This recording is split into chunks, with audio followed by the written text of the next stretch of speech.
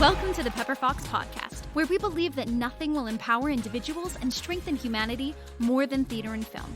Throughout this podcast, we will be sharing our favorite tips for actors, headshot expertise, and ways we live a creative lifestyle. Tune in for interviews with actors living their dreams and creatives dedicated to enriching their own communities. I'm your host, Bre Welch, actor, headshot photographer, mommy, and lover of Dr. Pepper. Let's do this.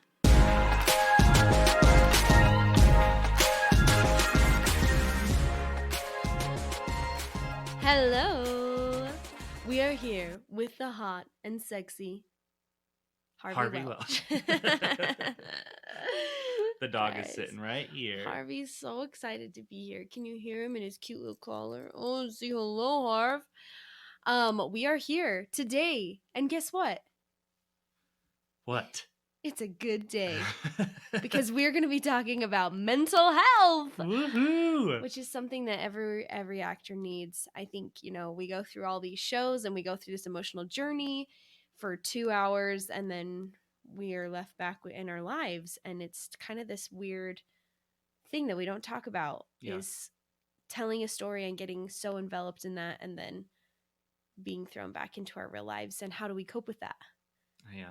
Yeah. I mean, I was just sitting here talking to you about a job offer, a performing job, and just totally down on myself. And So just down. I can't do that. Who do I think I am? We have imposter syndrome a lot. I It's know. true. And it comes from, I don't know.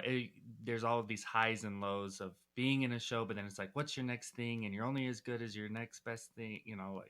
Yeah. That's tough. It's a fleeting profession. Yeah. For sure. And you have to realize that you are worth the same amount whether you're working on something or you're not. Mm-hmm. Because your worth is not your resume. Right. Well, and even outside the theater world, mental health has this huge stigma around it, and it needs to be more talked about and known that that everybody, what am I trying to say? I'm trying to say that it's a bigger deal than we think it is. And that if you are dealing with mental health issues, you're not alone. Not alone. Yeah. And I'm so excited because Jeff came to me with this idea. We were just working on Bright Star, and we recorded this right when our show got canceled. And then we actually got to finish our run, which was super crazy and something that we did not expect and we're not planning on, especially during this recording. But I was so happy that Jeff was willing to be so open and vulnerable with me and was like, we just need to talk about this more. And he had, just a really beautiful journey that's taken to him to where he is. And he's totally transformed as an actor. And he's one of my dearest friends from that experience. So I'm really excited to get his input. Yeah. Let's do it. Great. Hello, Jeff. Hey, how's it going? It's so good. I'm just so happy to be talking to you right now. I've missed you.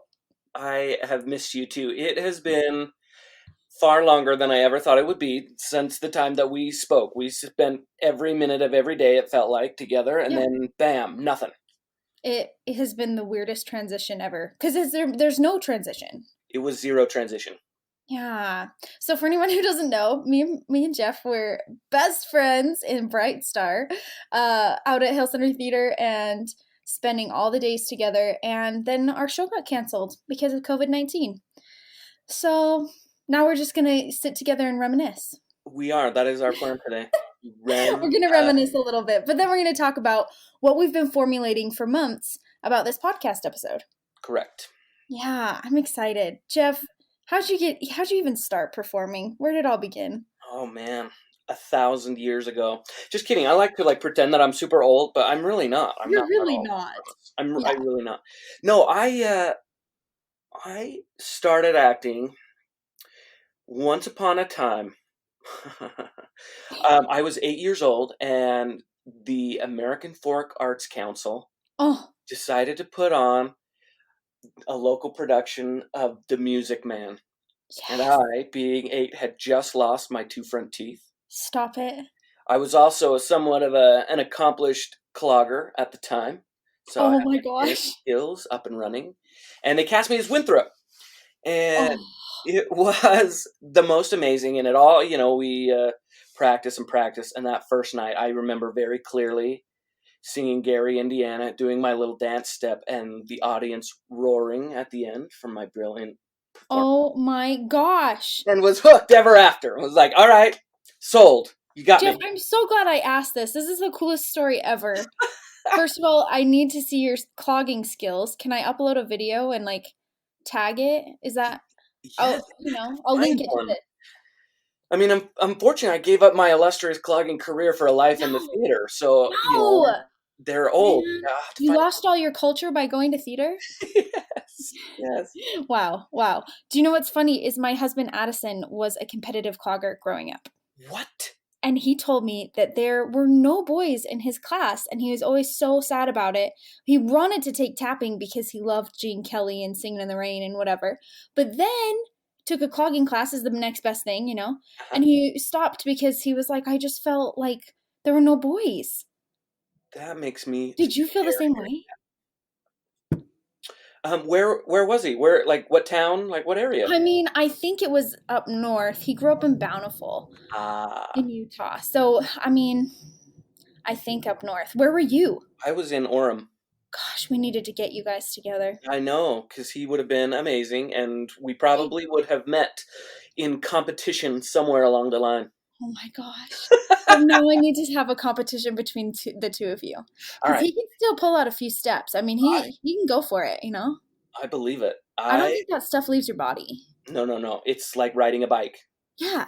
Yep. Yeah. Okay, so next thing on my list, I'm going to get you some clogs. Okay. And we're just going to work on it. We're going to work on it. We're going to bring We've got that time. Yeah, so that was kind of my first. That was my start. I was 8. I was in so I never really stopped after that. There were always the little performance groups and yeah.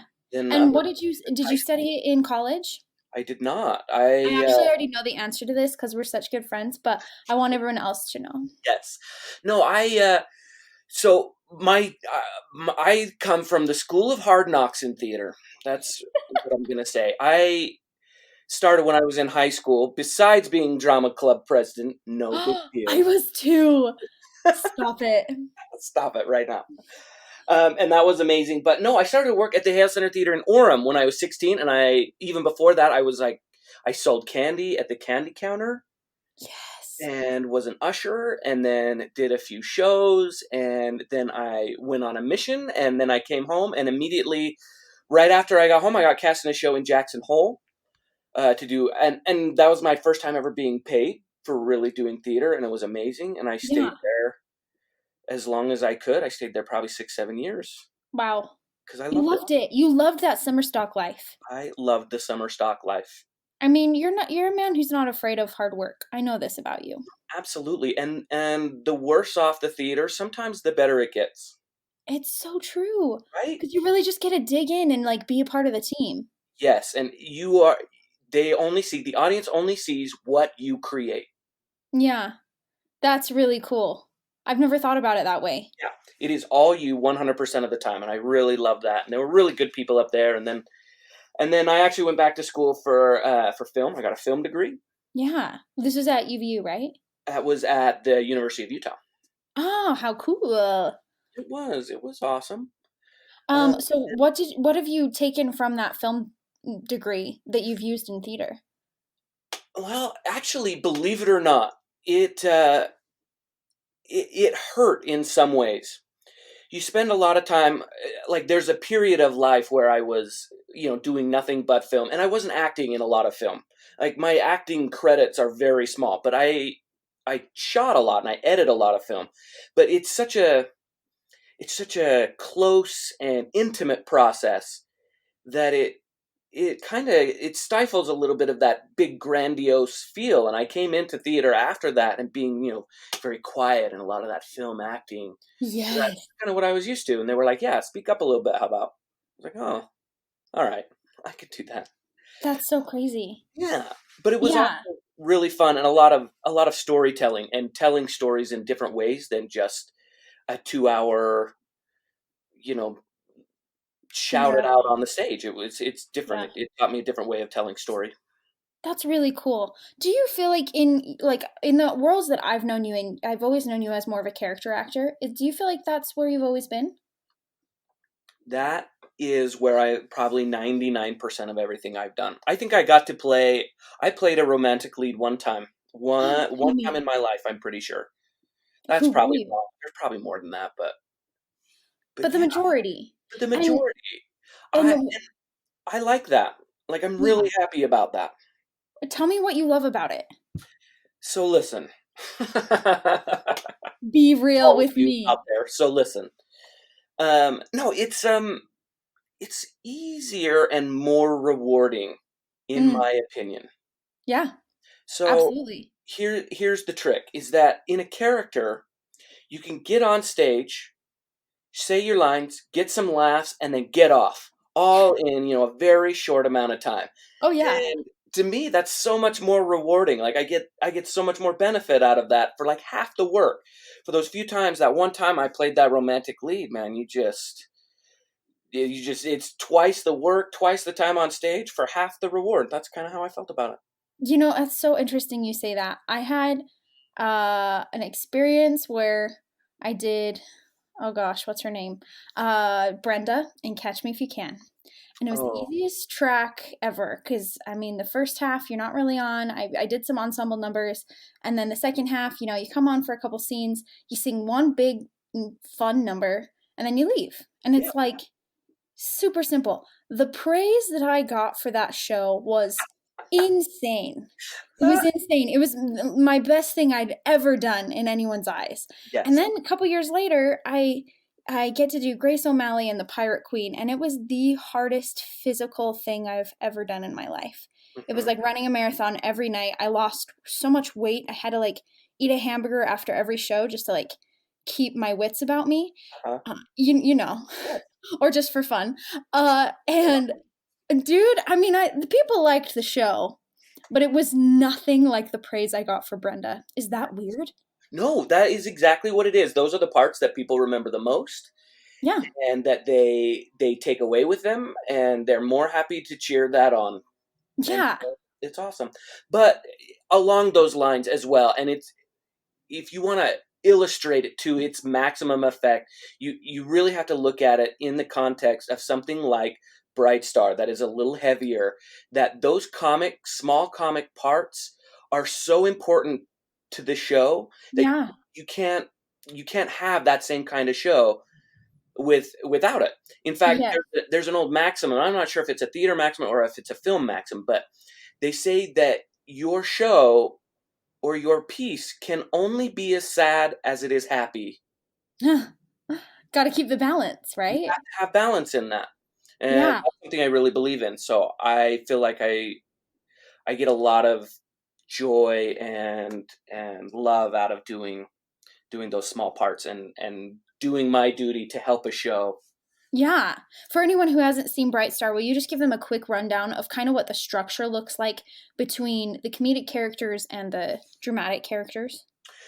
Sure. I hope I can make this work. If this is, tell me if I lose track of what you're looking. I mean, I can help you. I've seen the show.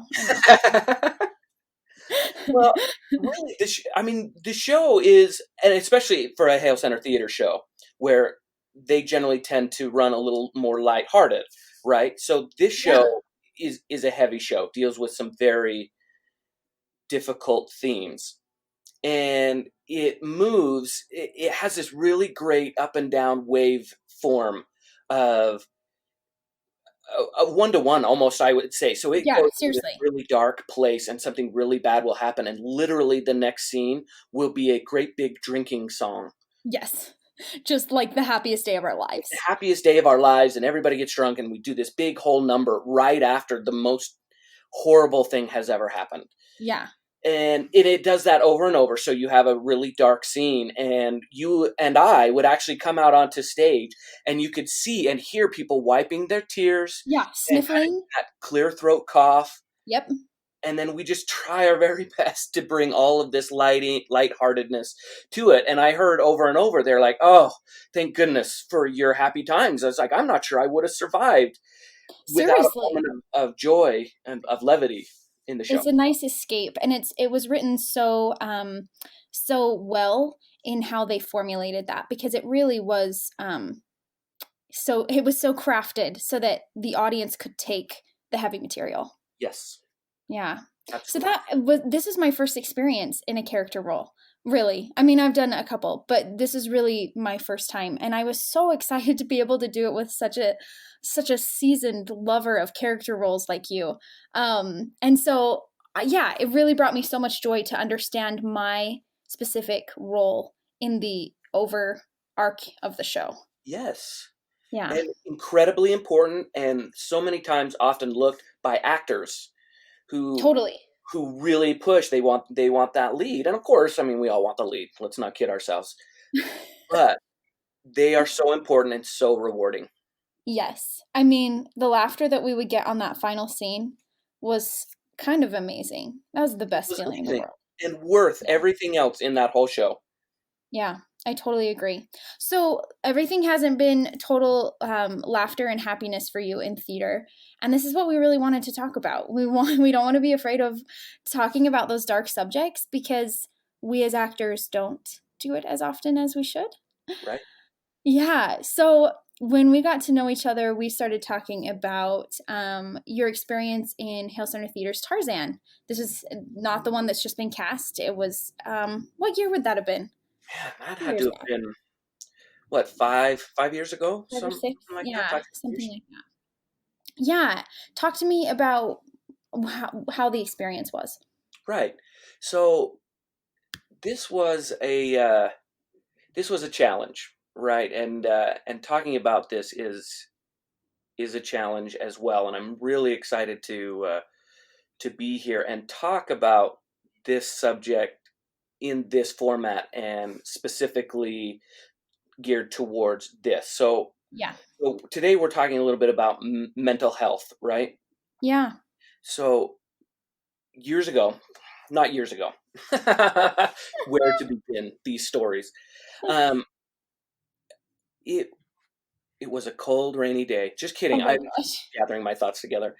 No, you're good. Where to begin this story?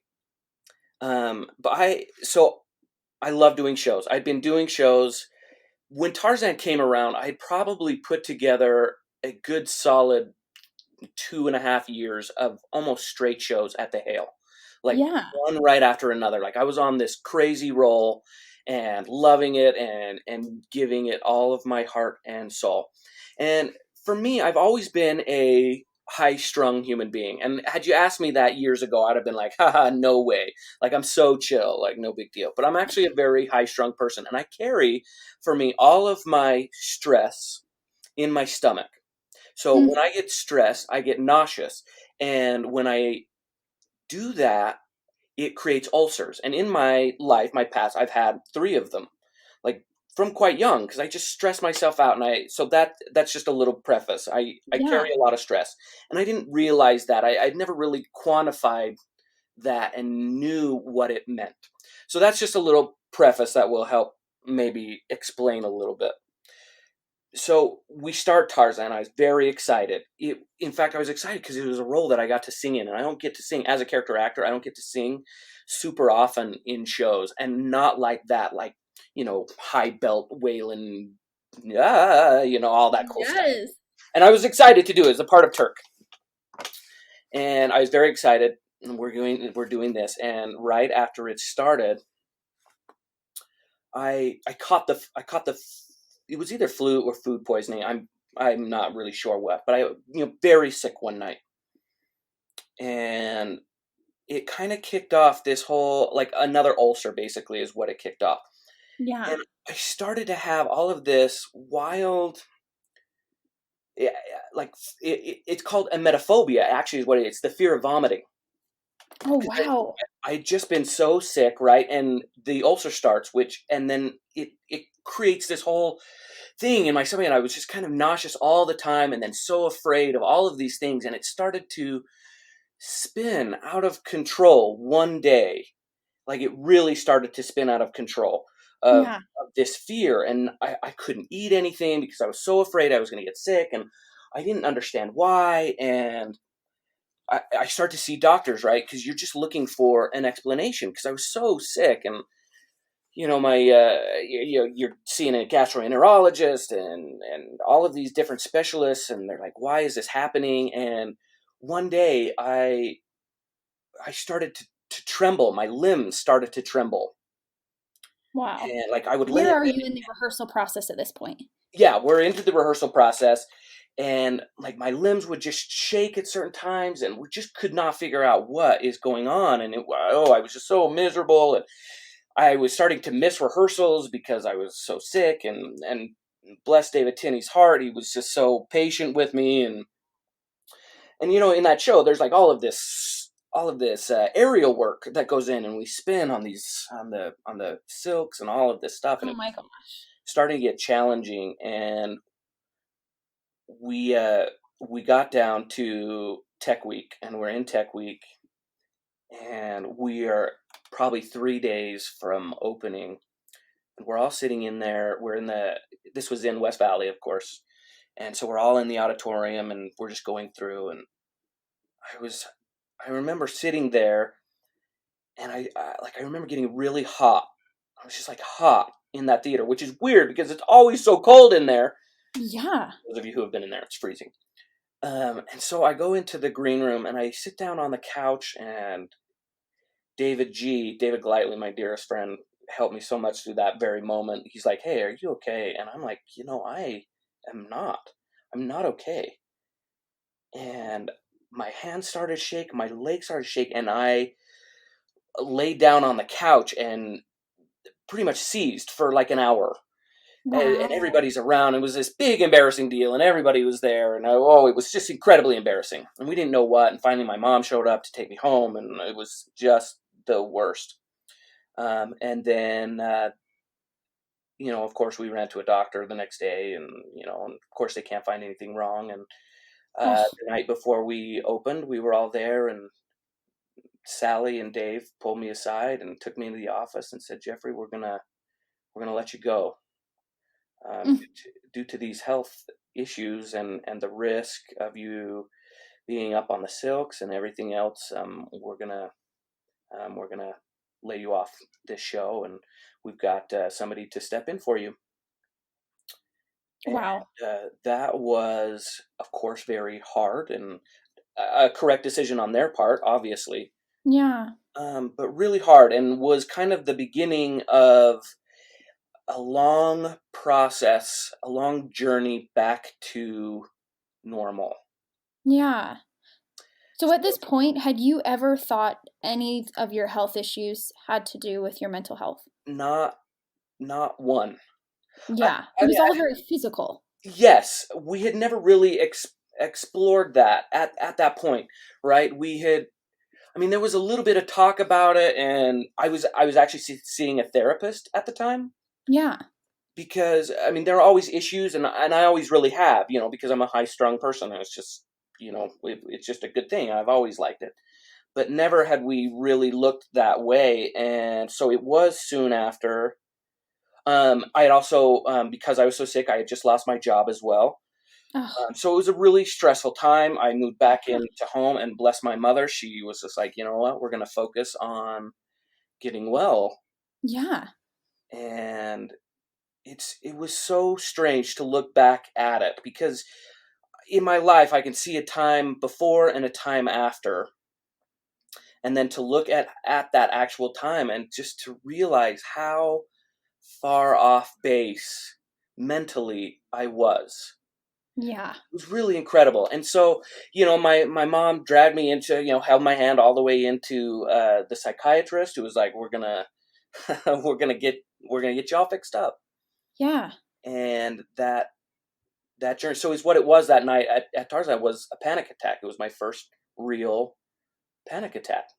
Brought in from anxiety. Yes, brought on from anxiety. Exactly. So crazy. And at that point, did you know that you were anxious about any particular thing other than you didn't want to throw up? No, that was it. It was just those fears and this. My stomach was always hurting, right? So it was just fear and anxiety of that. Yeah.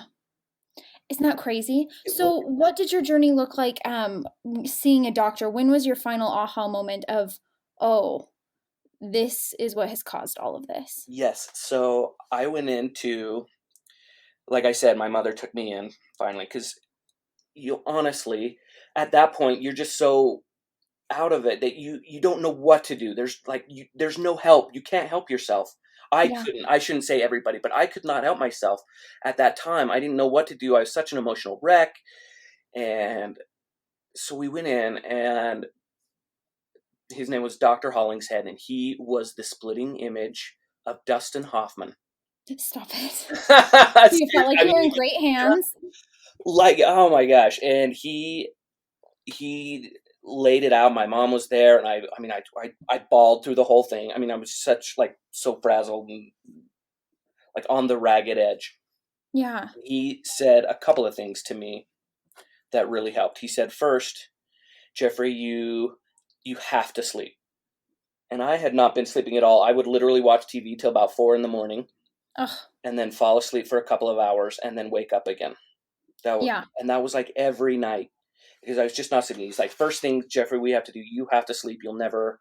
Your brain cannot function without sleep. That's just how it is. So you have to do that. And he's like, I have several ideas. We're going to try with some antidepressants that you'll take every day, and we will work through those. And that was a little bit of a challenge. That took, a month or two to really lay those out and get that solid.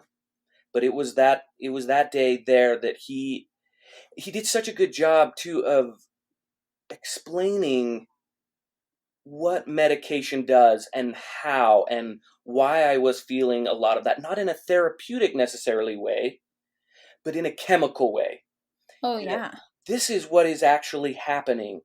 And these are the fears you need to let go of, because I was, and my mother was afraid as well. We were like, we'd never been to a psychiatrist, and you hear so many horror stories about, medications and what that means. And, we were so ignorant at the time. And he reassured me in so many ways that was kind of the aha moment and a turning point of a path back to sanity. Yeah. So, you got on some medication, feeling so much better. How long did it take you to get back into theater? It was probably close to 3 years. That's so crazy. That I didn't do a show. Yeah, go ahead. Did you feel like that doing a show and being involved in a show at the time aggravated your mental health? Yes, in a huge way. And I have mixed feelings about it, because part of me believed, and still maybe believes a little bit, that was supposed to be the release. That was the fun thing I was doing in my life. But looking at it, a tech week, the tech week is an intense, emotionally draining pair of weeks. And put myself through that, looking back on it, was like, well, of course. Well, duh. It's the perfect storm. Yeah, absolutely a perfect storm. So that's what's so hard, is that we look at theater as an escape, and it is for so many people, which is so awesome. Where do we as actors have to be careful finding that balance of making sure that it is an escape? Because so many of us do theater in communities where we do have a job during the day, and we are working a full 40 hours or whatever it may be, and then going and doing shows at night. How do you think we find the balance with that? Right. And everybody is going to be different in that, 100%. And I want to preface any of this with, I am not a doctor. This is just all my opinion, right? So totally. But for me, it's you really have to check in with yourself, and that's easy to say. And a lot of people are like, "Yeah, I check in with myself," and it sounds like something easy to do, but it isn't really. And it takes something that it takes practice, it takes work, and it's more than just, do I feel okay or do I not feel okay? It's way more than that. It's knowing what you can handle, and there will be signs of fraying around the edges. That's how I look at it. And knowing when you've got to back off and when you don't, and then also recognizing your triggers and avoiding certain things, and really just kind of putting a plan together of how you're going to deal with those, because you can't just say, well, I'm too emotionally afraid, I'm not coming to rehearsal tonight. That's not an option. So how does that look for you does it affect the way that you choose shows that you work on, or the time frame that you choose to work in? It does. It means that I generally only do one show a year.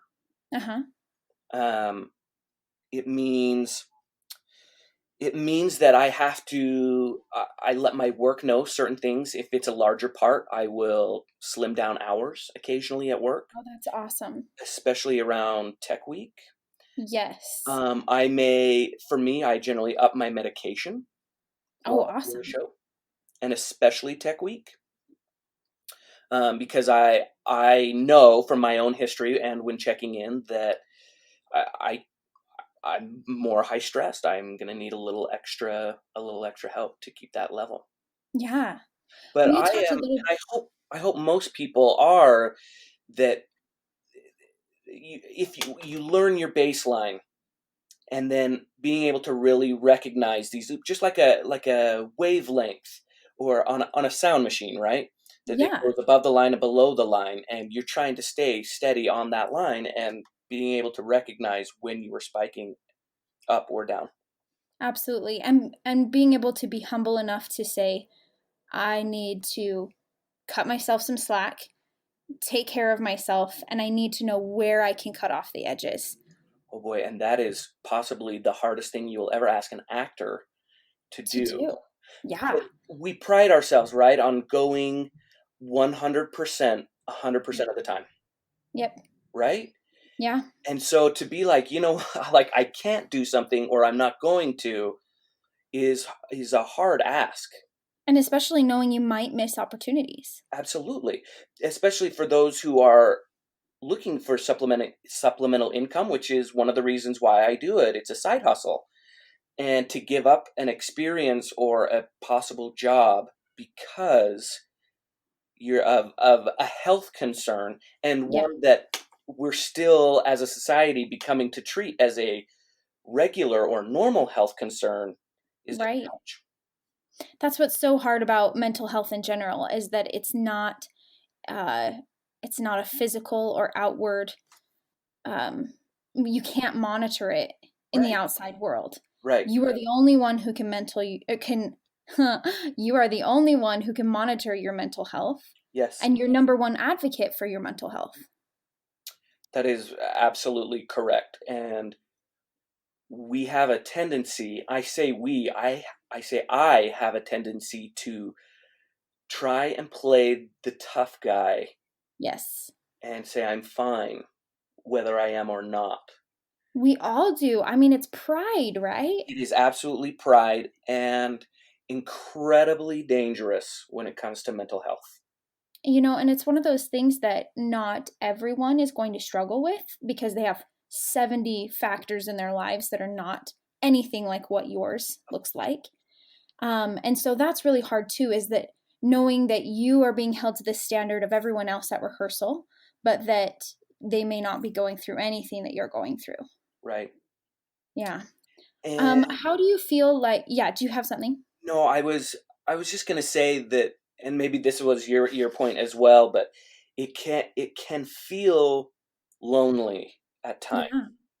And one of the things, and maybe we'll touch on this a little bit later, but one of the things that I have learned most of all in preparing for this podcast in particular is that you are so not alone.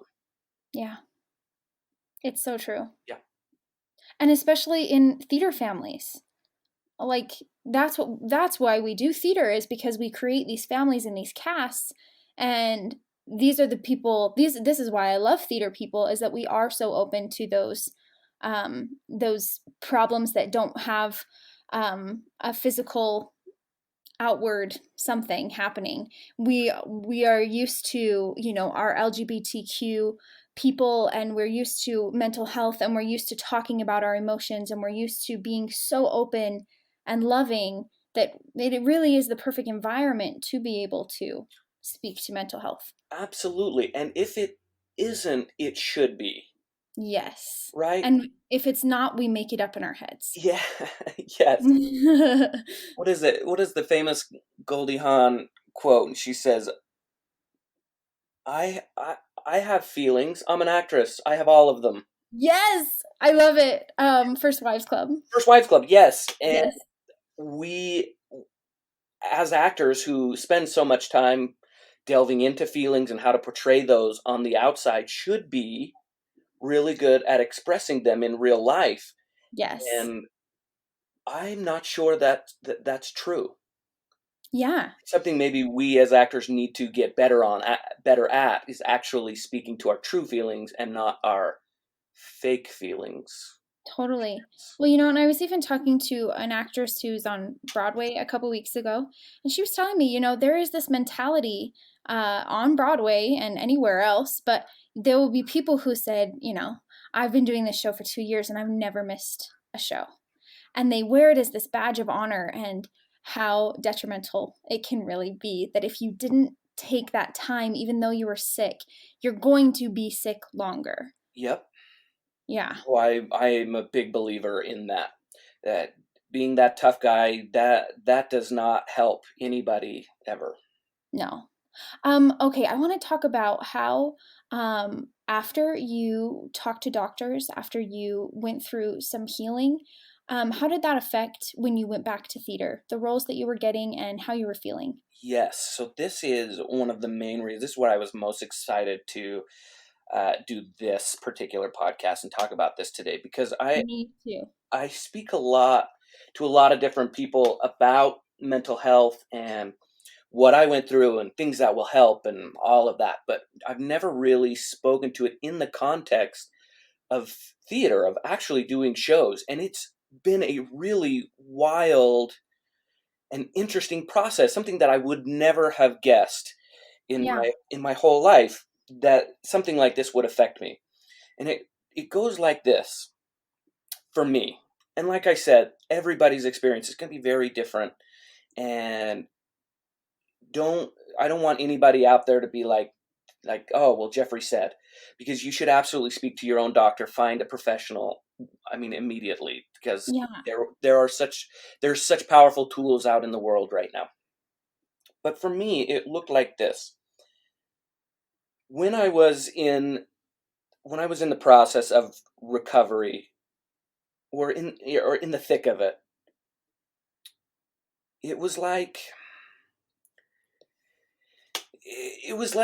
this whole big dark cloud surrounds you, right? And you can't see past it, and everything is confusing, and nothing seems right. And there's a part of your mind that is like just kind of making fun of you. They're just like, what is this? Like, get over it. Like, what is going on? And it's the same part that is still back in there, but Because it's an invisible cloud, right? yes, and it's just, but you can't hear it, and you can't do anything about it, and you don't know why, and it's all this confusion, and it is so off base from anything else. So I started to take this medication, and slowly, over a course of a few months, it was like this shield settled into place around my brain, Oh, cool. and it blocked out all of this other stuff, and it quieted a lot of the voices, that nasty voice in the back of your head that's like you're worthless, and you can't do anything, and everything is wrong. All of those went quiet. Wow. And I could see again, and I could function, I could make rational decisions, and everything began to normalize. And it was such an incredible feeling to have control again.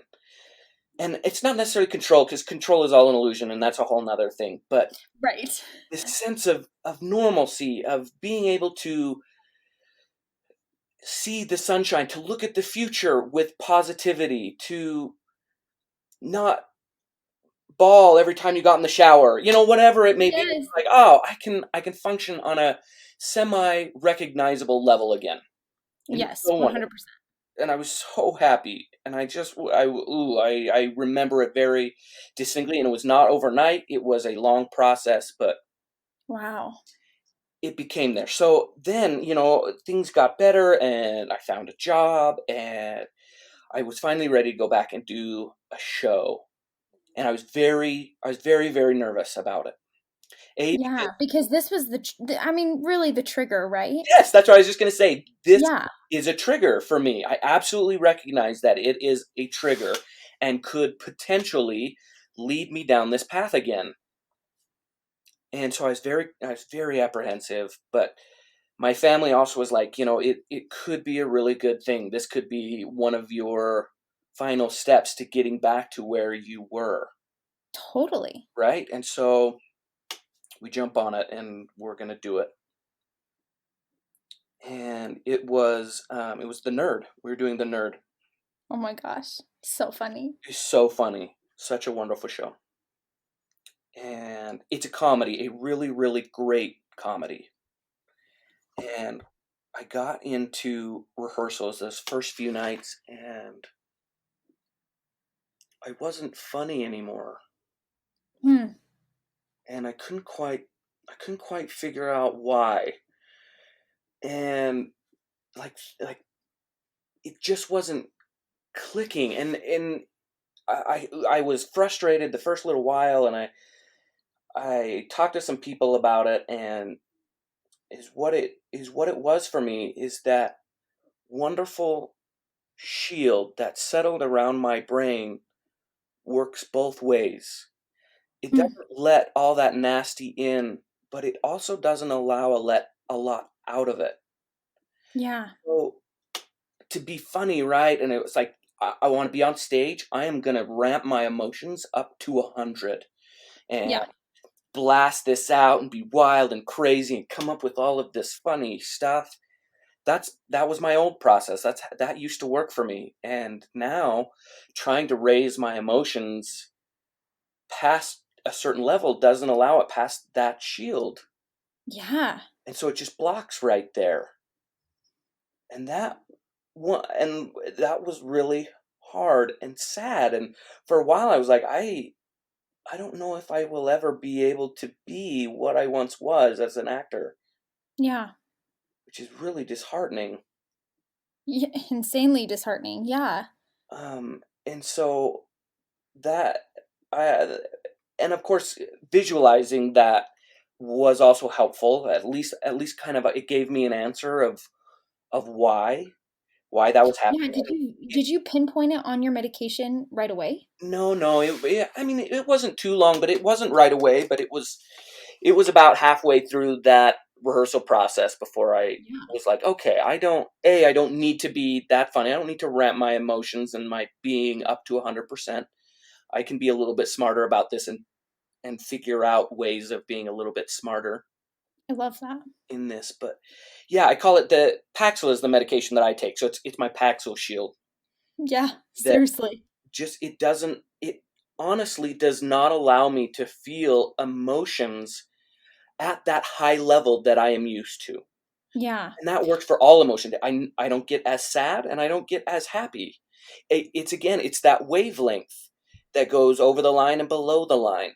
The Paxil keeps me at a very steady level, and I am insanely grateful for that because I know where I have been without it, and I don't ever want to reach those highs and those lows again. But yeah, it's really sad to not be able to hit where you want when you want to. Sure. Well, and it's interesting because I think it forced you out of your comfort zone as far as comedy goes and helped you realize that comedy is not just about the energy that you're producing. That comedy is so much more nuanced, and it's about timing and it's about delivery, right? You are so correct in that. That is 100% what I learned.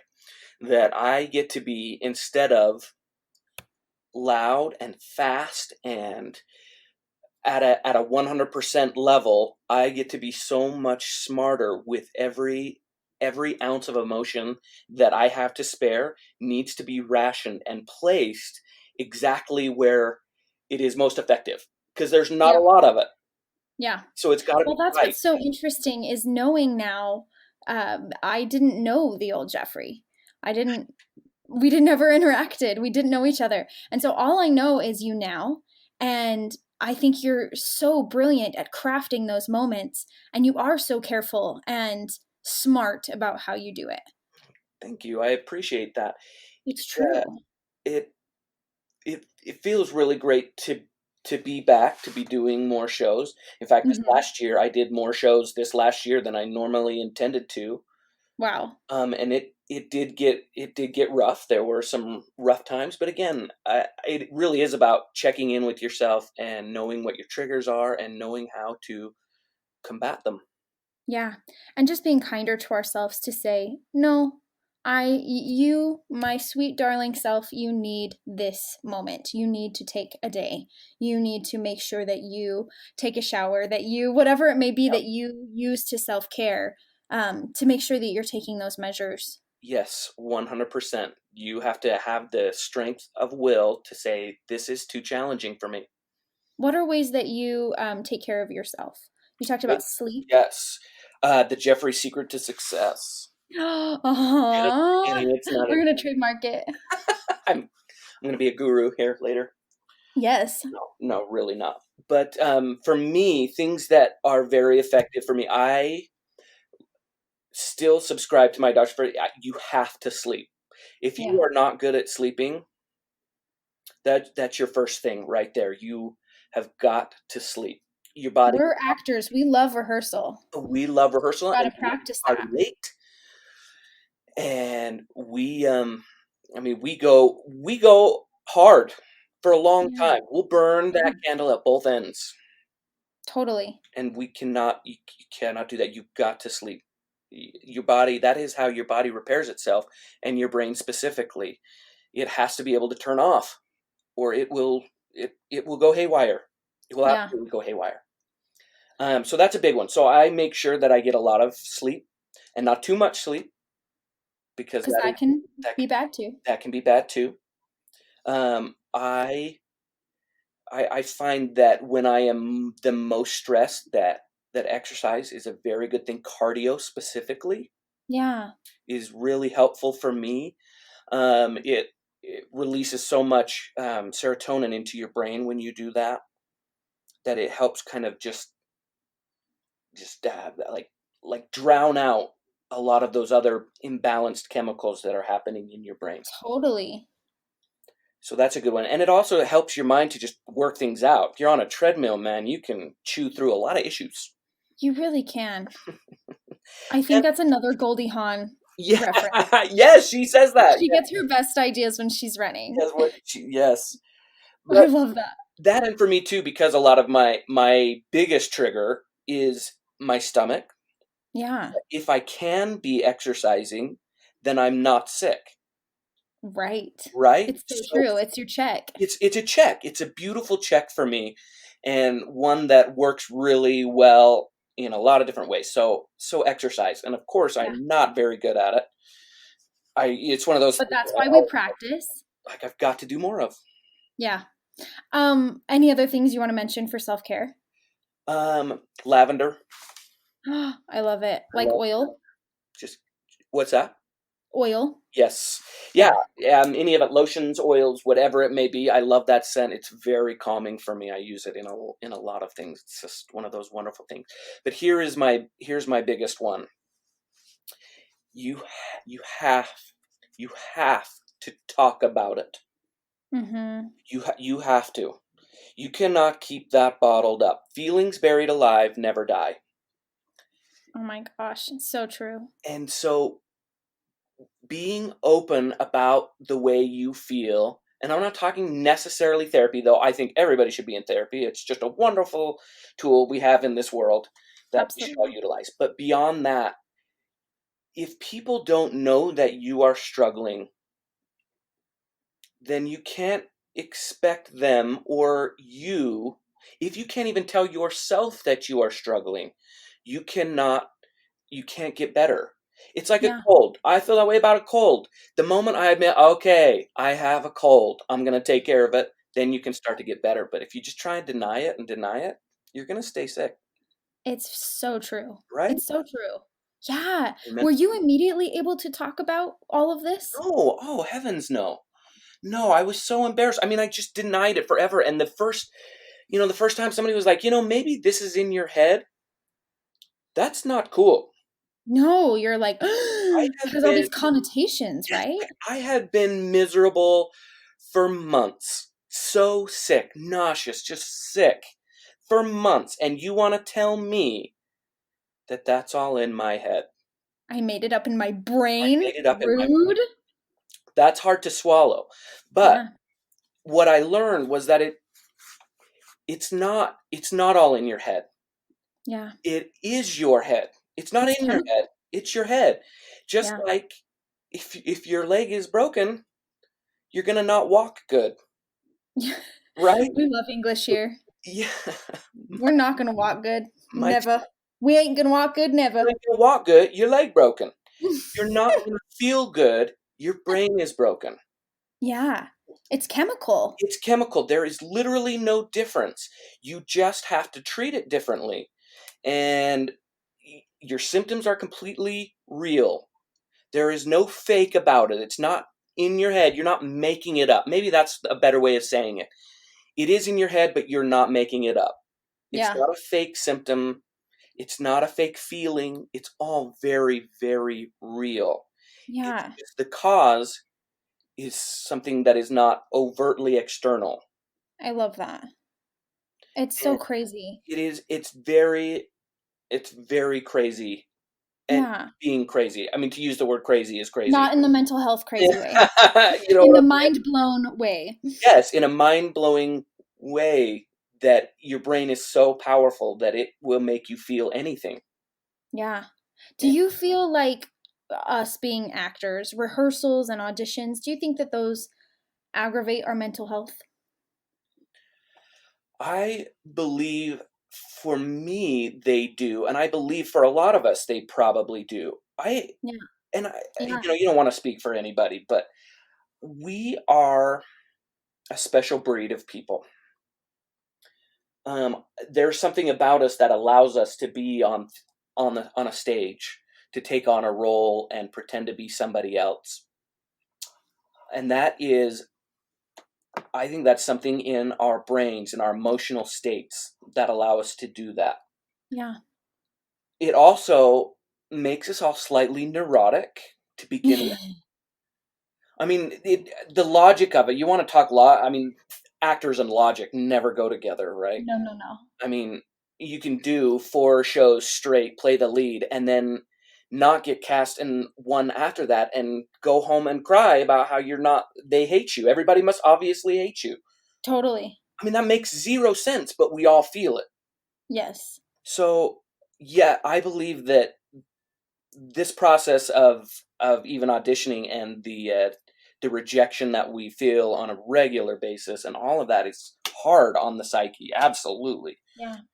And I think, rehearsals and auditions, it's maybe the most vulnerable I feel in my life. Yeah. And I think that's what makes us in a prime state of mind to be on the defense and to take things personally and to have our emotions higher than they normally would be, because theater is so personal and it is so it really opens up your chest and just allows everyone to see all the things that are truest and closest to you.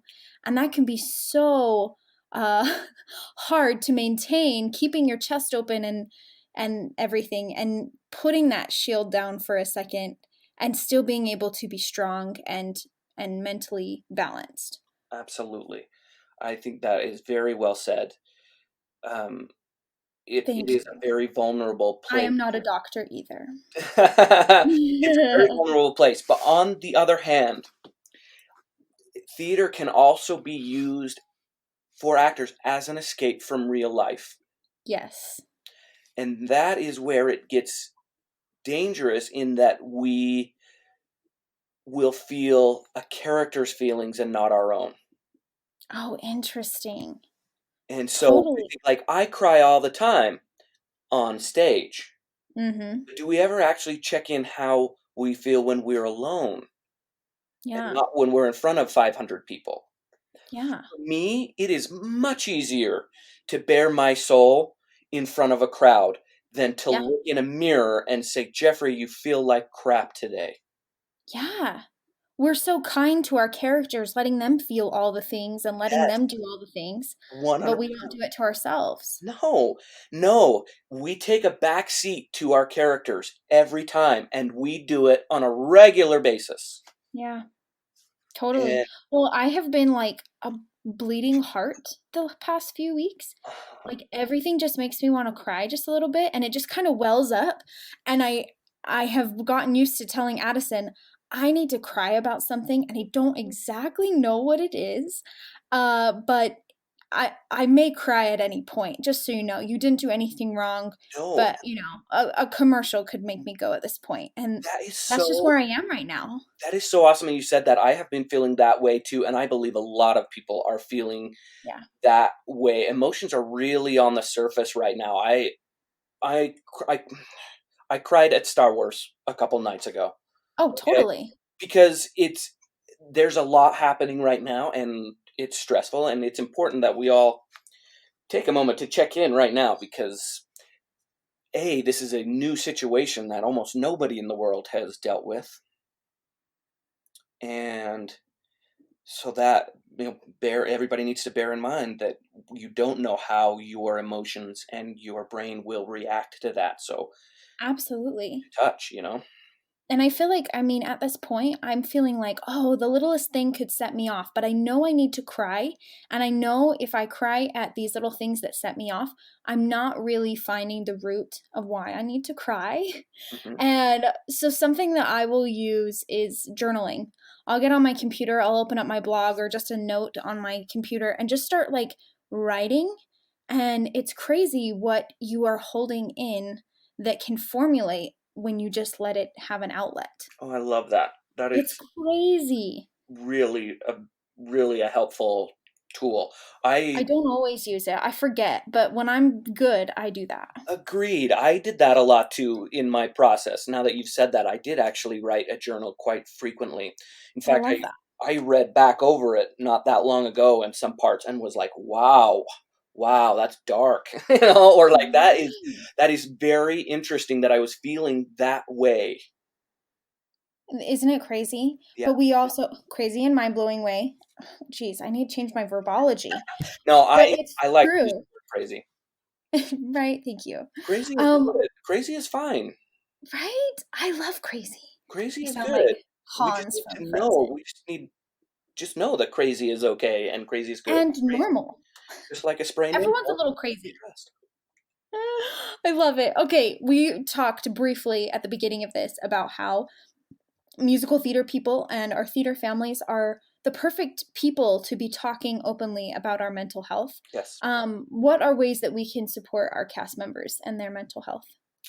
A really great way it is to watch. So they become family after a time, right? We spend an insane amount of time all together, and a big key is to really just watch. You'll see it in people. You really will. Maybe not if they brought it on the first time, but man, you can tell when somebody is struggling. Yeah. Well, I love how you talked about David G being there for you when you needed him.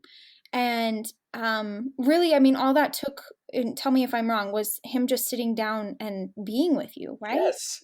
Yep. He looked right in my face and dared to ask the question, and not just like a "Hey, how are you," but a real check in. Yeah. And of course, in that night, I mean, I will never forget there. And I still do shows with a lot of people, and they were all so incredibly nice to me and held my hand. And David G and Elise Groves was there, and I mean, just so many people were all there. Derek Smith was there and was so nice, and I mean, just so many people because our families are so caring about us, that it was really lovely. And now, having gone through all of that, it wouldn't be so challenging now for me to be like, hey, I need a little help here. Yeah. This is exactly what I was just going to ask you. Yeah. If you're feeling that way, what do you do? Who do you reach out to? Because like in our last show in Bright Star, I would have told you, I would have gone to you first. Yeah. Because Duh. we were Hello. joined at the hip through the whole thing. Exactly. But that was totally fine. But most of those people, I feel comfortable enough saying, listen, I'm having a hard time in my brain right now, and I'm gonna need this is what I need. Yeah. Do you feel like just simply saying, "Hey, just so you know, I'm not doing great today. Everything's fine. Just things are a little high strung." What kinds of things would you ask for? Just be like, "Hey, can you just sit and talk with me about your day?" Or what would you ask for? Yes, that is actually almost exactly. I would say, will you listen to me talk for a little bit? Yeah. Because I found that listening to somebody else sometimes will will rev up my anxiety. Sure, totally. And so if I can talk, if I can roll through things, that will help me. I have learned that's one of my that helps me the most. I need to be able to talk through what I'm feeling. That is me too. Like I almost never know what I'm feeling until I talk about it. Until I talk about it. Yeah. And maybe they ask questions of why. Simple questions are fine. I love to answer those. But don't tell me stories. Yes. That always throws me off. That's incredible. I love that that's a trigger for you. I love it. Somebody's like, oh my gosh, well, this happened to me too. Let me tell you about this one time when I was like, oh my gosh, I have to leave. I can't. You're like, okay, bye-bye. Yeah. No. I also want one last question before we wrap this up. I wanted to ask about, do you feel like as actors, how important is it that we talk about what we're going through with our team, with our the producers, with director? Who would you feel comfortable, and who do you feel like is an appropriate person to talk to, if any, about that? Right. That's a really, really good question, and not one that I have put a ton of thought into. I did not prepare you for it. I know, no, that's okay. That's a great question. I'm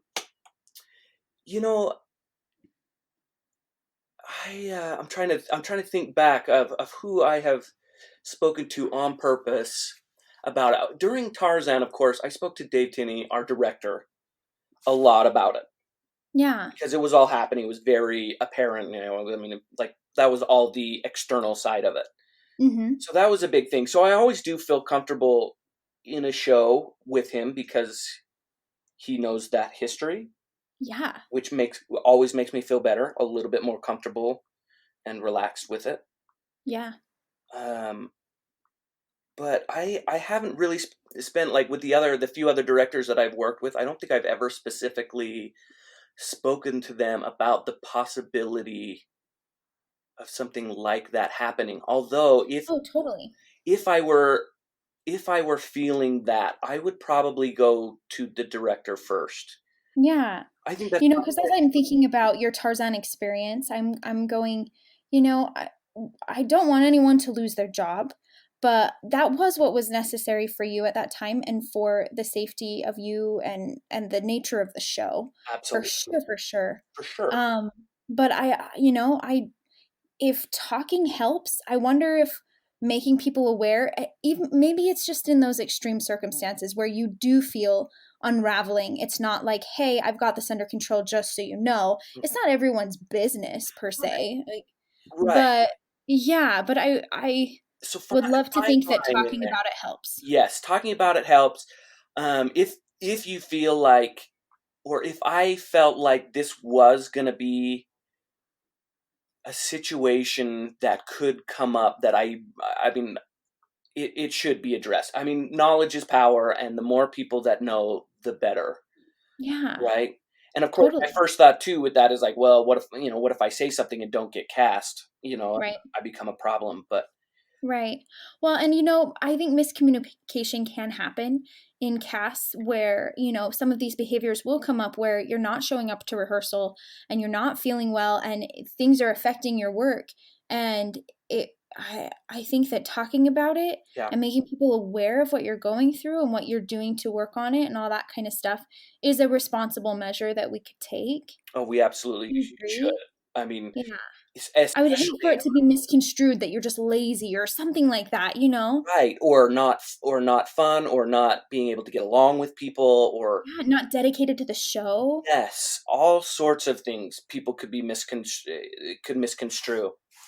But again, so much of that has to do with knowing your own boundaries, being able to check in with yourself, and knowing when to say when. That is what is crucial. And if you can't do that, that's when maybe I would suggest making sure that you are very vocal about it and letting other people know, because you may not be able to recognize those symptoms all the time. Totally. And it will be helpful for somebody else to be able to have your back on that. Yeah. Oh my gosh. I love this. Is there anything else that you feel like it's important for us actors to know?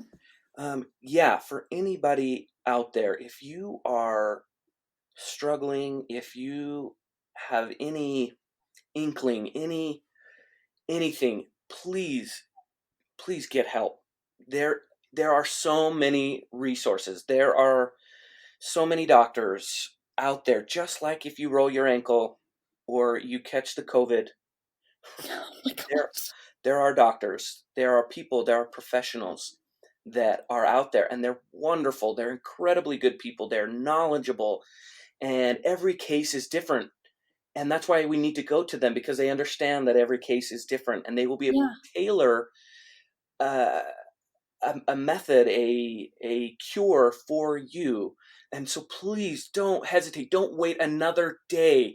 This is what I talk about to people on a regular basis, is that there is fear or hesitancy to go and seek professional help. And it's so, that is crazy.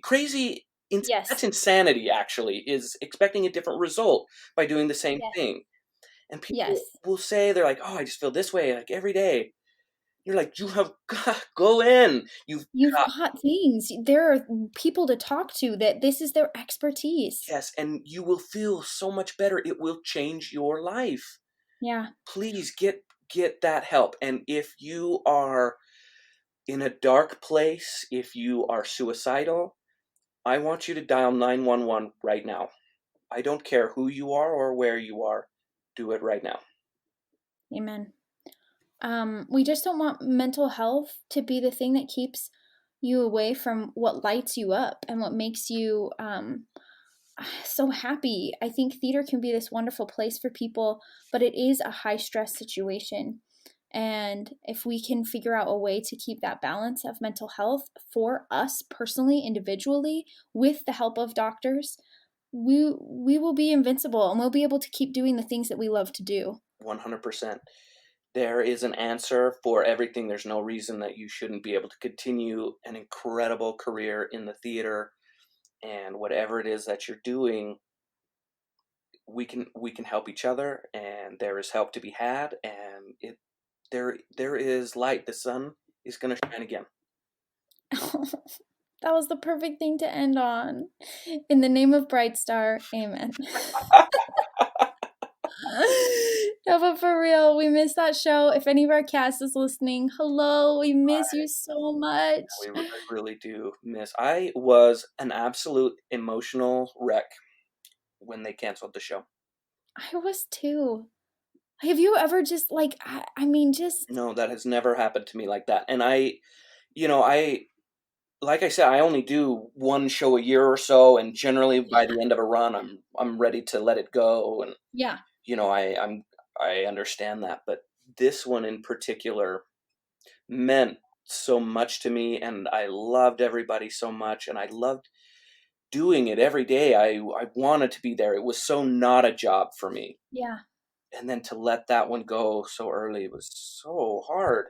Well, and to just not even have a last show to say goodbye to people. We cleaned up our dressing rooms by ourselves, just like go in whenever you want, grab your stuff. It felt like I'd been fired. Yes, how horrible was that experience being walked back to your cubby? Yeah, and being like, hey, grab your stuff. Get your stuff. Go ahead and go. I'm actually really glad we did have that last little party that you did not arrive at, but oh my gosh. Get to see. It was because I was nervous about the COVID. Can I be honest with you? There were a number of them that was a thing, and you were the smarter one. We should probably not have had that little party, but it was very cool. It was weeks ago, guys. They weren't under lockdown yet. No. I was just being extra cautious. Canceled the show or anything. Like, we were... Yeah. I mean, it was still early, but I was glad to at least see them one last time. Well, and I know when all this is over, we'll for sure get together and kind of just have postpartum. Yes. Postpartum? That's just for birth. Oh my gosh. We'll have a post-mortem is what I meant. Post-mortem. No one had babies. At least that we know of. Not yet. Oh. Anyway, I am so grateful for you and for your vulnerability and opening up about this. I think it's something that we really, truly need to talk about more and be more aware that we are in a high stress, high emotion situation all the time, and that we can really keep ourselves in check so that we're giving our best selves to the show. Absolutely. Amen. I love you. I love you. I'll see you later, Jeff. Okay, have a good one. You've been listening to the Pepper Fox Podcast. Love what you heard today? Go ahead, share it with your friends, and leave us a review. Get more actor tips and resources by visiting pepperfoxphoto.com and check us out on Instagram at pepperfoxphoto.